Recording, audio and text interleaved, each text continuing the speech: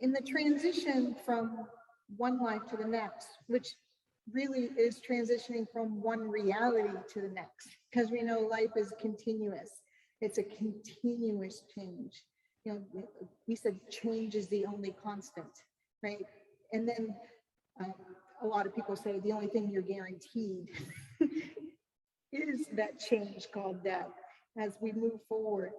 Interestingly enough, and I'm beginning to just not believe in any type of coincidence at all. John White used to tell me that coincidences were just a universe giving you things accidentally on purpose.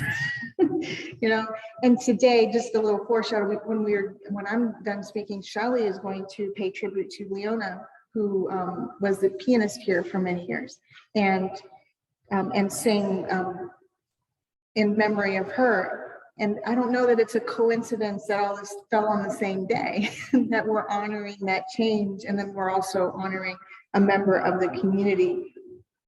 And also, as an accidentally on purpose, I was telling Carol I was able to bump into some lectures through the Arthur Findlay College this weekend. They're considering an open weekend, so the lectures are really cheap. So I was able to bump into those. And one of the ones that I bumped into this weekend was actually about death and how we deal with it, and the communication aspect of that for all of us here, and how we either fear it or we don't, or how we deal with it from culture to culture. So it all falls on the, and you know, next weekend, we know we're coming up on that celebration for many cultures. It's a celebration of recognizing those that have crossed into spirit, whether you're calling it the Day of the Dead, or the Samhain Festival, or the Day of All Souls Day, or you know, all of that. It's all this time of year, and that we recognize our ancestors. We recognize that communication is never ending. It keeps going. And in a lot of ways, recognizing that change is also recognizing how cool it is to have this experience that we are calling life, that we don't need to conquer death at all. You know, sometimes and let me put that into context. There is a lady that I graduated with that's been struggling with cancer. And she went through radiation and chemo, and right now she's in that remission phase, you know, and it's pretty early in the remission phase. So, you know, her body's still working with the treatments and all of that. And emotionally and psychologically, she and her family are dealing with all of that. And she recently put up this post that was so beautiful. She's like, you know, if something happens and you're reading my life story, my obituary, please don't ever say she lost her battle with cancer. Please don't say that about me, because I don't know that I'm losing anything. I'm experiencing this, you know, and to say that we lost a battle of an illness is to somehow say that we didn't do our life correctly. And that's why we are no longer here in the physical. And isn't she right? And that she's dealing with that openly right now. And she's in remission, she's okay. But for her to be that open about, please don't do this, because it's not a battle. It's an experience. And to honor my experience and honor my life, and not say I didn't do it right. You know, I think to afford that to everybody, to everybody around us, and not just somebody that's in some kind of recognizable illness phase. You know, and we are starting to move to a type of society where we recognize that hospice is a good thing and not something that we have to dread, and that there are ways in those situations to bring forth the fullness of life, and to recognize while we're still here, everything that happened through our experience with our loved ones. I know in the past also a not coincidence. In this past year and even in the past few months, I know some of you have had people in your life die, and you've had memorials and recognitions and services. And in the past month, I've had a friend pass, and it's just seen, and I've had 2 friends this year who have had children pass. And it's interesting always to sit with each other in that space, because not only are we feeling the recognition of the change here now and what that means for us, but we're forming what it also means for our loved ones who have had the change in death, to know that they are not dead. And how do we honor their life and also honor our new communication with them? And to allow ourselves to actually do that. In some ways, both while we're here, now think about this, we are going to change. We're all gonna change. And do we want to prepare for that in a loving way, or deny that the change will even happen? So things that we can do now are things like putting letters aside, writing letters to the people that we care about. They could be gratitude letters, they could be I love you letters, they could, whatever they are, along with things like what our wishes are and how we want our service and maybe all of that. But to give the people that are experiencing the change from this side something to hold on to while we're experiencing the change from the other side, I think is something that we don't often think about at all. Because in this culture, we don't want to talk about it at all, let alone think about it, right? It's not something, again, it's like this thing we need to fight against always. And yet it is the one change that is constant for everyone. You know, do we want to offer that change easily to our loved ones in some way and offer healing with that, or not?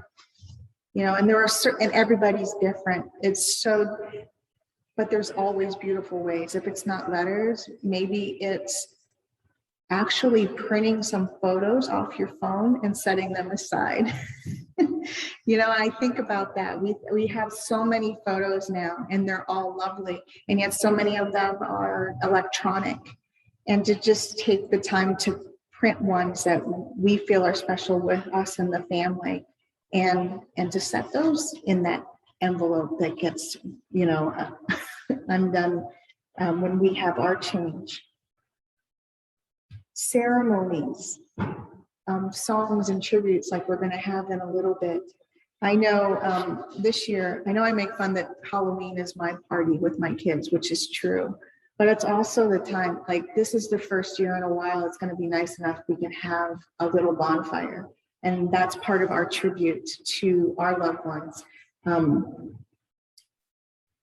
do you have your rituals? Do you allow yourself the ritual, both here, you know, whatever that is for your loved ones that have changed, you know, because they're not gone. But I think sometimes when we realize they're not gone and life is everlasting, we don't give ourselves permission to do all the human things to experience for ourselves in some kind of, you know, I'm just gonna call them rituals because I don't know what else to call them. You know, whatever it is you're doing for you, whether that's a candle or a prayer or a once a year fire at Halloween or whatever it is that you are doing. And to not hide it or fear it, to recognize that it's natural, and to honor our own recognition of the change for those who have gone before us, to not deny ourselves the process of grief, to not deny ourselves speaking with others, or even to sit and listen with others. I think sometimes that's the hardest. And I've been doing it a lot lately, it seems, for people to just sit and listen. My one friend said that the hardest thing for her in the passing of her loved one is that everybody wants to tell her their stories right now, and hers is so fresh that she says it's hard because she doesn't have any energy to hold their story while she's processing hers. And that she's able to verbalize that is huge, I think. And it's a good lesson for all of us. Yes, we all have our own stories, but when somebody is fresh in theirs, or really, or it's an anniversary, or, you know, it could be, and this has happened because I do readings for people, 40, 50 years have passed between the passing and when I'm talking to them. And yet it's so fresh in that moment that they don't need another story. You need to somebody to listen and process with theirs. So to work on not only ourselves and knowing ourselves, but to honor that space of somebody else. Because the change isn't just us going and dying. The change is we're still here. And what does that mean for the rest of my experience now? What does that mean for me in this moment that this person is not physically in my life? And how do I readjust myself?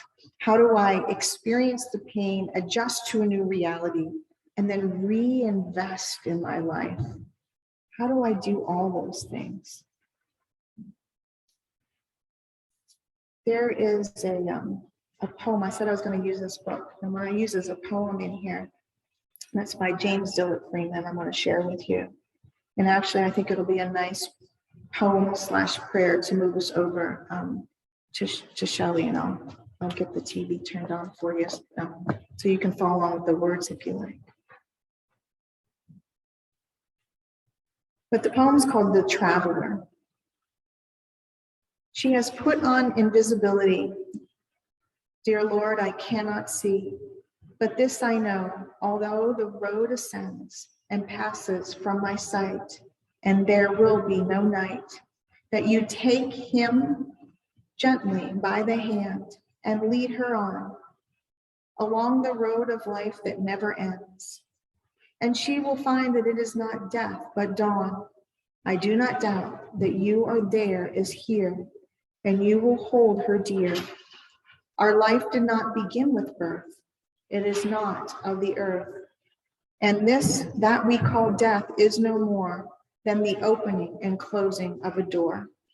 And in your house, how many rooms must be beyond this one where we rest momentarily?